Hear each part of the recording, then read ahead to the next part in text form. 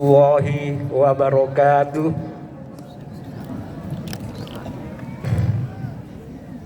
Allahu Akbar, Allahu Akbar, Allahu Akbar, Allahu Akbar, Allahu Akbar, Allahu Akbar, Allahu Akbar, Allahu Akbar. Subhana man ja'ala al-laila wan-nahara khilfatan liman arada an yatadhakkar. Allahu Akbar, Allahu Akbar, Allahu Akbar. Subhana man ja'ala al-laila wan-nahara khilfatan liman arada an yatashakkar. Allahu Akbar. Ma wa'ida as-sururu fi mithli hadhil yawmil afkhar. Allahu Akbar. Alhamdulillahil aliyyil akbar alladzi afadha 'alal mu'minina khairatihi wa aktsar wa karramahum bi diyafatil 'idi wa jammalahum bi jamili birrihi wa bi jamilin minhum bar wa kammalahum bi jalili fadlihi wa bi kamali a'malihim basyar. Ahmaduhu subhanahu wa ta'ala an adhafahum indal ijtima'i li salati idihim minal maghfiratil afdal awfar. Wa ashhadu an la ilaha illallahul halimul bar. Wa ashhadu anna Muhammadan abduhu wa rasuluhu khairul bashar. Allahumma salli ala wa sallim ala sayyidina Muhammadin wa ala alihi wa sahbihi masabihil wurar. Allahu Akbar, Allahu Akbar, Allahu Akbar. Jamaah salat Idul Fitri yang dirahmati Allah. Hari raya Idul Fitri merupakan hari keagungan Allah, di mana keagungan Allah Subhanahu wa taala tampak di tengah-tengah kita demikian terang benderang. Kemahabesaran Allah benar-benar hadir selama bulan Ramadan yang baru kita lalui dan mencapai puncaknya pada hari raya Idul Fitri ini. Salah satu manifestasi keagungan Allah adalah terbukanya pintu ampunan selebar-lebarnya selama bulan Ramadan bagi umat Islam yang mau mengambil kesempatan tersebut. Puncak kemahabesaran Allah yang transparan pada hari raya Idul Fitri ini melalui janji Allah kepada umat Islam untuk memusisikan umat Islam sebagai manusia yang baru lahir, sebagai manusia yang kembali kepada fitrah. Tentunya janji ini berlaku bagi mereka yang berhasil melaksanakan puasa sesuai perintah Allah dan berdampak konkret pada kecerdasan spiritual, emosional, dan sosial. Hadis yang diriwayatkan oleh Imam An-Nasa'i menjelaskan senyatanya mengenai hal ini. Qala Rasulullah sallallahu alaihi wasallam, "Inna Allah farada siyama Ramadhana wa sanantu lakum qiyamah. Faman shamahu wa qamahu imanan wa ihtisaban kharaja min dzunubihi kayaumin waladathu ummuh." Rawahun Nasai. Rasulullah Shallallahu Alaihi Wasallam bersabda, sesungguhnya Allah telah mewajibkan puasa Ramadan bagi umat Islam. Sejalan dengan itu, aku kata Rasulullah sangat menganjurkan sebagai sunnah bagi kamu semua umat Islam untuk beribadah dengan intens di bulan itu. Siapapun yang telah berpuasa dan melaksanakan ibadah berdasarkan keimanan yang kokoh dan mengharap kerelaan Allah, maka ia akan lepas dari segala dosanya laksana bayi saat ibunya melahirkan. Hadis ini menunjukkan keterkaitan antara makna Idul Fitri dengan fitrah, asal kejadian manusia yang bersih dan suci dari segala dosa. Setiap muslim yang telah menyempurnakan ibadah puasanya secara formal substantif dan secara lahir batin, maka pada hari Idul Fitri ini ia hadir sebagai manusia yang kembali ke fitrah. Kembali ke fitrah merupakan salah satu karunia Allah yang sangat berharga. Salah satu indikasinya adalah menguatnya integritas kepribadian. Kita dapat mengembangkan budi pekerti baik dan perilaku luhur pada satu sisi, dan mengendalikan hawa nafsu, emosi negatif, dan perilaku jelek pada sisi yang lain. Demikian pula Idul Fitri seutuhnya merupakan hari wisuda bagi umat Islam yang berhasil lulus ujian dengan mampu mengendalikan diri, lahir batin dari hal-hal yang diharamkan dan dari hal yang tidak mencerminkan moralitas luhur selama bulan Ramadan. Sebagai hari kembali ke fitrah dan hari wisuda, Idul Fitri perlu disyukuri dengan memperbanyak takbir, tahmid dan kalimat-kalimat yang baik, kalimat-kalimat thayyibah.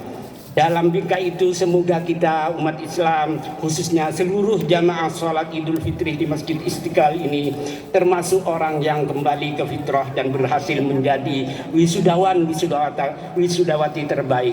Dengan demikian kita bisa naik ke kelas yang lebih tinggi dalam ucapan, sikap dan perilaku dalam sekolah kehidupan pada tingkatannya masing-masing.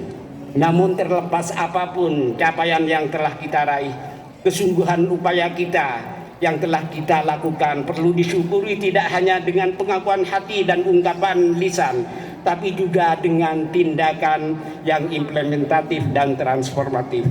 Kita wajib mewujudkan rasa syukur dan pengakuan itu selain melalui tahmid, takbir dan sejenisnya, juga melalui kegiatan nyata dengan mengaktualisasikan segala anugerah Allah ke dalam kehidupan sosial yang dapat memberikan kebaikan dan kemaslahatan bersama. Hakikat syukur ini menurut Al-Ghazali, fasyukru wa isti'malun nikmati fima khuliqat lah. Hakikat syukur, kata Al-Ghazali, adalah menggunakan karunia Allah yang diberikan Allah sesuai dengan tujuan penciptaannya. Berdasarkan ini, selain dengan lisan, syukur juga harus diungkapkan dengan aksi gerakan nyata. Melalui syukur ini kita menjadikan segala anugerah Allah sebagai modal untuk melakukan perubahan ke arah kebaikan dan kemaslahatan bagi kita bersama dan kehidupan. Pada saat yang sama dengan syukur ini, kita berkewajiban melestarikan dan memakmurkan kehidupan serta mengembangkannya ke arah yang lebih baik. Allahu Akbar, Allahu Akbar, Allahu Akbar. Jamaah sholat Idul Fitri yang diberkahi Allah. Dengan syukur gerak dan perubahan ini, kita melakukan keberhasilan kita dengan mengelola segala dorongan, sikap, dan perilaku menjadi kemaslahatan senyatanya dalam kehidupan individu dan sosial, budaya, pendidikan, ekonomi, politik, dan sebagainya. Kita mengungkapkan rasa syukur atas capaian yang diraih tidak hanya diorientasikan untuk diri kita masing-masing, tapi juga ditransformasikan ke dalam kehidupan bermasyarakat, berbangsa, dan bernegara. Dalam ungkapan lain, upaya syukur dan pembumian keberhasilan itu perlu dikembangkan menjadi dasar untuk membangun peradaban yang dapat mencerahkan kehidupan dan menyejahterakan bangsa. Dan pada gilirannya juga bagi umat manusia secara keseluruhan. Dengan syukur transformatif ini, kita niscaya membangun sistem kehidupan yang dapat menjadi landasan bagi masyarakat dan bangsa Indonesia secara keseluruhan untuk terus menuju kehidupan yang lebih baik. Syukur transformatif harus dapat menggambarkan bangsa ini ke dalam kehidupan yang syarat dengan keadilan, kerukunan, keamanan, kedamaian, dan kesejahteraan. Saat yang sama, syukur ini diharapkan tidak lagi menjadi kegiatan individual, namun syukur ini harus menjadi kegiatan bersama yang dilakukan secara terprogram, berkelanjutan dengan tujuan dan hasil dan manfaat yang jelas. Kesyukuran ini bermakna signifikan bagi masyarakat dan bangsa yang niscaya melahirkan keadaban dan peradaban berbangsa. Oleh karena itu, Idul Fitri perlu dijadikan momentum strategis untuk aktualisasi rasa syukur ke dalam program dan aksi nyata tersebut. Selain itu, kita jangan hanya menginginkan untuk meraih keberhasilan sesaat. Kita niscaya bertekad untuk berhasil secara berkelanjutan dan mampu meningkatkan kualitas keberhasilan itu dari waktu ke waktu. Hari ini harus lebih baik dari kemarin dan hari esok harus lebih baik dari hari ini, baik di tingkat individu, masyarakat maupun bangsa. Allahu Akbar, Allahu Akbar, Allahu Akbar. Jamaah sholat Idul Fitri yang diberkahi Allah. Syukur transformatif memerlukan pijakan yang kuat untuk melangkah. Kita memerlukan kesatuan dan persatuan bangsa yang kokoh. Dalam kondisi keterpecah belahan, kita sulit melakukan apapun yang bermakna. Dalam suasana yang penuh dengan saling bermusuhan, kita tentu sulit menghasilkan karya besar untuk masyarakat dan bangsa, apalagi untuk kehidupan secara keseluruhan. Sebab keterpecah belahan identik dengan kelemahan, sebab permusuhan identik dengan jurang kehancuran. Dalam perspektif Islam, persatuan merupakan ajaran fundamental yang harus menjadi pegangan umat Islam dalam menjalani kehidupan. Sebaliknya, berpecah belah merupakan hal yang harus dihindari kapanpun, dimanapun dan dimanapun. Dalam Al-Quran surat Al-Imran ayat 103 sebagaimana imam tadi membaca, Allah berfirman, A'udzubillahi minasyaitonirrajim. Wa'tasimu bihablillahi jami'an wa la tafarraqu wadhkuru ni'matallahi 'alaikum idh kuntum a'da'an fa'alafa baina qulubikum fa asbahtum bi ni'matihi ikhwana wa kuntum ala syafa hufratin minan nari fa'anqadhakum minha kadzalika yubayyinullahu lakum ayatihi la'allakum tahtadun. Dan berpegang teguhlah kamu semuanya kepada tali Allah dan jangan kamu bercerai-berai. Dan ingatlah akan nikmat Allah kepadamu ketika dulu zaman jahiliyah kamu bermusuh-musuhan. Kemudian Allah mempersatukan hatimu. Lalu menjadilah kamu karena nikmat Allah orang-orang yang bersaudara. Dan kamu telah berada di tepi jurang neraka. Lalu Allah menyelamatkan kamu. Demikianlah Allah menjelaskan ayat-ayatnya agar kamu mendapat petunjuk. Dalam tafsir At-Tabari, arti Allah mempunyai beberapa penafsiran. Ada ulama yang menafsirkan agama Allah dengan arti umat Islam niscaya berpegang teguh kepada agama Allah. Ulama lain mengartikan berkelompok, artinya umat Islam harus berpegang teguh dengan berkelompok. Ada yang mengartikan juga bahwa terma itu merujuk kepada Al-Quran dengan maksud umat Islam hendaknya berpegang teguh kepada Al-Quran. Terlepas dari perbedaan penafsiran terhadap terma tali Allah itu, semua penafsiran itu mengandung arti keniscayaan umat Islam untuk bersatu dan berpegang teguh dengan nilai-nilai etik, moralitas luhur dan sejenisnya. Subjek hukum perintah dalam Al-Quran ini adalah umat Islam. Hal ini bukan berarti orang-orang di luar Islam tidak dikenakan keharusan menegakkan persatuan dan kesatuan, terutama dalam konteks sebagai bangsa. Piagam Madinah sebagai konstitusi negara kota Madinah yang disusun oleh Rasulullah SAW memperlihatkan dengan nyata tentang kewajiban warga negara Madinah untuk menegakkan kesatuan dan persatuan.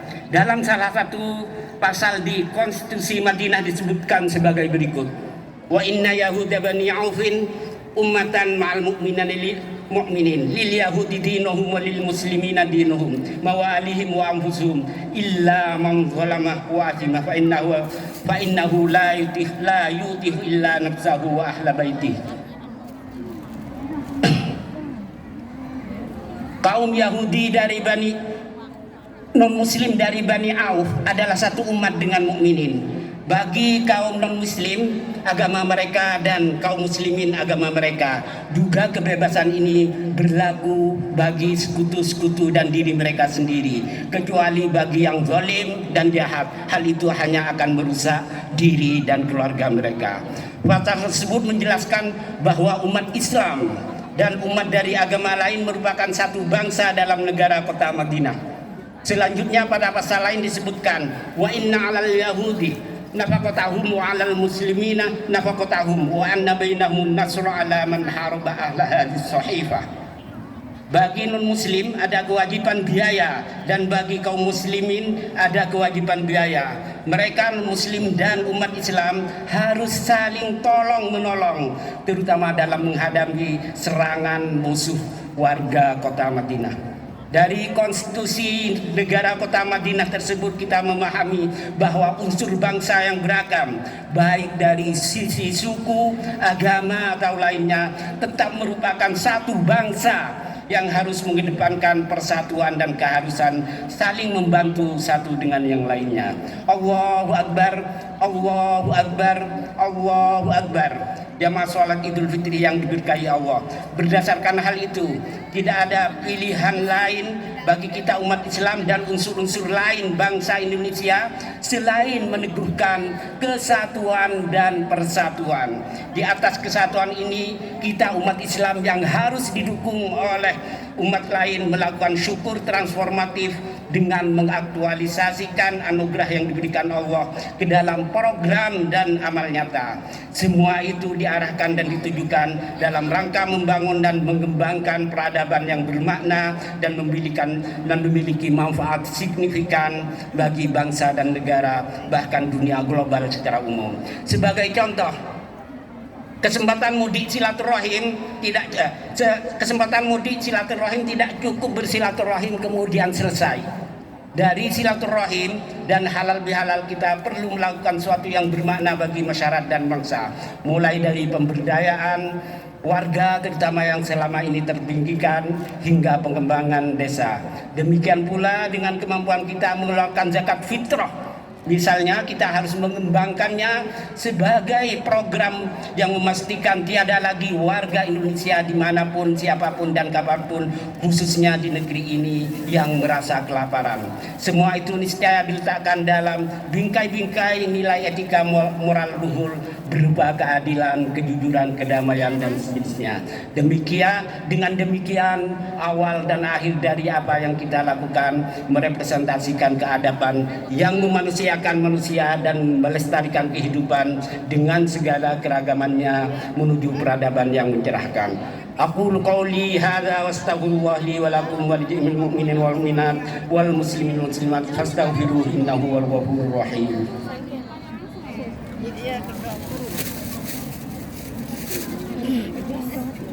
Ya.